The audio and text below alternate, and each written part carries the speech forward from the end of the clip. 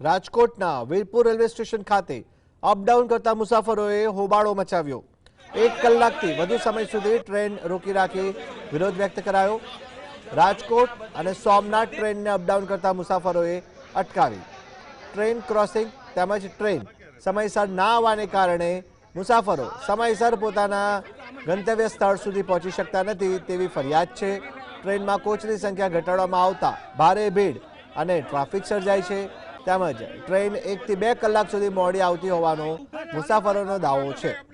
અનેક વખત રજૂઆત છતાં કોઈ નિરાકરણ ન આવતા મુસાફરોએ બેસીને હોબાળો કર્યો।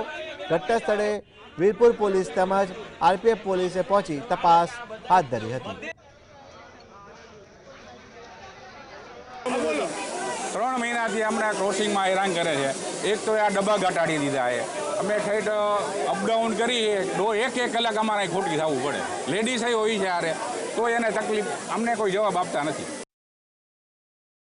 નગરથી જેતલસર જંકશન અપડાઉન કરવું કાયમી માટે આ પ્રોબ્લેમ છે। મોડી થઈ જાય, નવી નવી ગાડી તરત ચાલુ થઈ જાય, પણ અમે એટલા ટાઈમ 3 મહિનાથી અરજી કરી, અમારી અરજી સાંભળવામાં આવતી નથી। તો આના માટે અમારે શું કરવાનું? અમારી માંગ શું છે? અમારી માંગ એ જ છે ટાઈમસર ગાડી હાલે અને અમને ડબ્બા